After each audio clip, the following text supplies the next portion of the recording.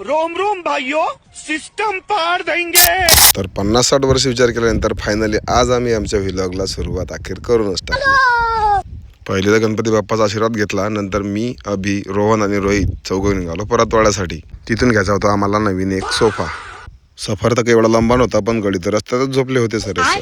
मग कशी झोपत झोपत आम्ही फायनली पोहोचलो परतवाड्यामध्ये. परतवाड्यात इकडून तिकडून जात फिरत आम्ही आलो साखरेच्या टेंट हाऊसमध्ये. इथे सर्व प्रकारचे सोफे वेगवेगळ्या कलरमध्ये अवेलेबल होते, पण आम्हाला तर पाहिजे होता फक्त व्हाईट सोफा, कारण कस्टमरची डिमांड व्हाईटच होती. त्या दोघांचे कलरसाठी चालू होते भांडणं.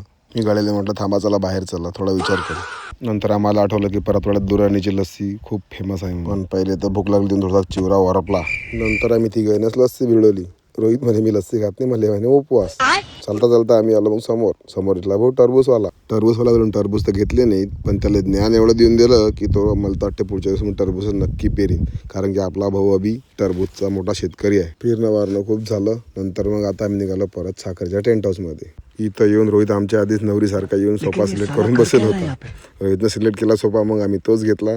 नंतर गाडीत भरला. थोड्यातच दर्शन झाले आमचे मित्र गौरव भाऊ यांचे. गौरव भाऊ म्हणत आपल्या एरियात आले, पण आपल्याकडून खातेदारी होणार नाही असं तर काही होऊ शकत नाही. मग मीच गौरव भाऊची बुलेट काढली आणि आम्ही सगळे निघालो परतवाड्याच्या मार्केटमध्ये. आमच्याच मागं रोहित आणि रोहन आपली हे टाटाची फॉर्च्युनर घेऊन आमचा पाठलाग करत होते. त्यांना तर वाटलं की आम्ही कुठे पळून जातो.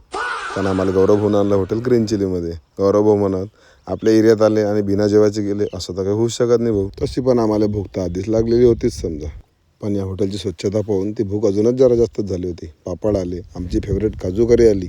मग काय विचार करत सालाबादप्रमाणे कांद्यावर निंबू टाकलं, मीठ टाकलं आणि रपारप सगळे ओरपणं चालू केलं. फटाफट जेवण आटपलं, हात धुतले आणि बाहेरून हॉटेल ग्रीन चिलीला आम्ही केलं बाय बाय. तिथून आता आम्ही घरी निघणारच होतो तर गौरव भाऊ म्हणत रस्त्यावरच आपलं गाव आहे म्हणत, थोडंसं भेट देऊ आणि नंतर तुम्ही चालले जायचं. आम्ही म्हटलं होतं नाहीतरी चहाची तलाव आली तर वडगाव फत्तेपूरला आम्ही पोचलो गौरव भाऊच्या घरी. इथे आलो, थोडा आराम केला, चहा घेतला, गौरव भाऊ सोबत बोललो आणि नंतर आपल्या फॉर्च्युनर जवळ आलो. फॉर्च्युनरमध्ये सगळेजण बसलो आणि निघालो आपल्या रस्त्यानं. आजच्या व्हिडिओमध्ये एवढंच, भेटू पुढच्या व्हिडिओ.